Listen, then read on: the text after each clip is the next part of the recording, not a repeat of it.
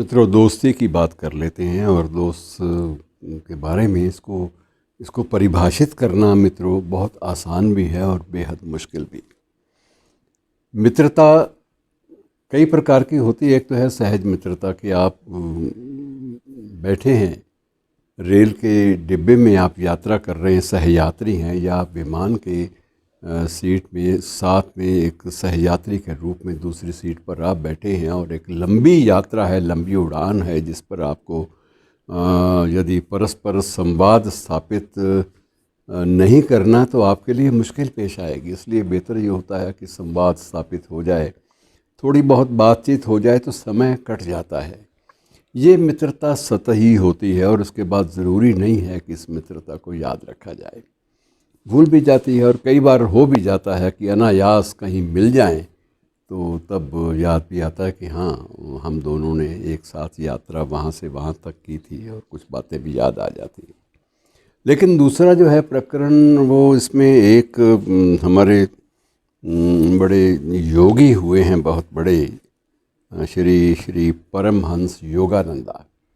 तो योगानंदा ने इसको अलग ढंग से डिफ़ाइन किया है, इसको परिभाषित किया है। वो ये कहते हैं कि ये दोस्ती को या मित्रता को आप ये मानते हैं कि अनायास हो जाती है, ऐसा नहीं होता। आप ये मानकर चलिए कि ये कुछ पूर्व जन्म की अधूरे जो संबंध हैं, पिछले जन्मों के संस्कार या संबंध, वो प्रतिफलित होते हैं वर्तमान जीवन की मैत्री के संबंधों में। अब ये स्वामी योगानंदा बहुत बड़े दार्शनिक थे और उनकी जो कुछ कृतियां हैं वो बेहद प्रचलित भी हैं। ऑटोबायोग्राफी ऑफ ए योगी और बहुत सारी कृतियां, उनको आसानी से आत्मसात करना, स्वीकार कर लेना भी आसान नहीं है और उनको नकारना भी नामुमकिन है। आप साफ सपाट बयानी से उनको नकारने लगेंगे तो भी आपको बाद में पछतावा हो सकता है। तो योगानंदा कहते हैं कि ये एक दैवीय प्रेरणा भी है। मित्रता दैवीय प्रेरणा भी है, ये तात्कालिक इच्छा नहीं है। मन करता है कि इस आदमी से परिचय बढ़ाया जाए, इस आदमी से परिचय स्थापित किया जाए, मैत्री स्थापित की जाए। लगता है अपने आप को कि इससे मन की बात जो है वो कही जा सकती है, बिना किसी शंका के, बिना किसी संदेह के, बिना किसी बाधा के। अब शेर भी उर्दू शायरी में और अन्य बहुत सारी जो कविताएं हैं उनमें भी दोस्ती और मित्रता को बड़े अलग अलग ढंग से प्रकाशित किया गया है कि जब दोस्त कह दिया है तो पूरा कबूल कर, कि जब दोस्त कह दिया है तो सालिम कबूल कर पहले शब्द था और उसके बाद जो शायर थे उन्होंने इसमें बदलाव कर दिया कि जब दोस्त कह दिया है तो फिर खामियां ना देख।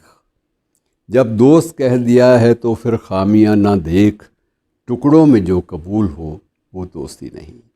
अर्थात दोस्ती में कोई शर्त आप कोई रखना चाहें, ये भी मुमकिन नहीं होता कि कुछ शर्तों के साथ दोस्ती हो। दोस्ती एक सायास रिश्ता नहीं है, ये सहज में हो जाने वाला, संबंध स्थापित हो जाने वाला एक रिश्ता है।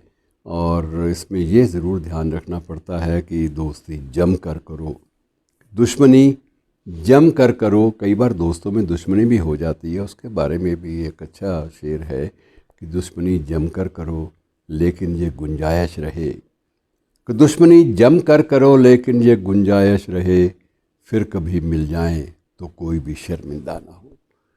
तो ये एक प्रकार से ये रिश्ता भी, ये दुश्मनी वाला रिश्ता भी दोस्ती के साथ ही जुड़ा हुआ है कहीं ना कहीं।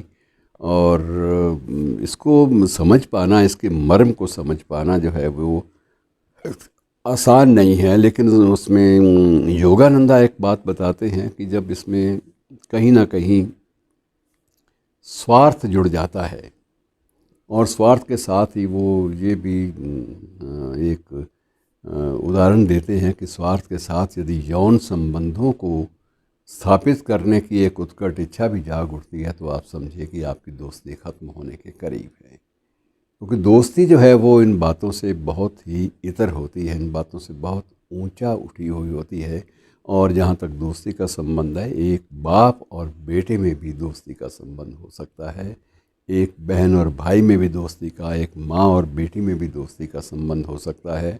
दोस्ती का संबंध जो है इसका व्यापक रूप यही है कि जहाँ आप खुलकर मन की बात कह सकें, बिना किसी द्वेष भाव के और बिना किसी प्रकार की बाधा के, बिना किसी प्रकार की हिचकिचाहट के, जहाँ आप अपने आप को अभिव्यक्त कर सकें जिस व्यक्ति के सामने, जिस व्यक्ति के साथ, समझिए कि वो दोस्ती का रिश्ता है। धन्यवाद।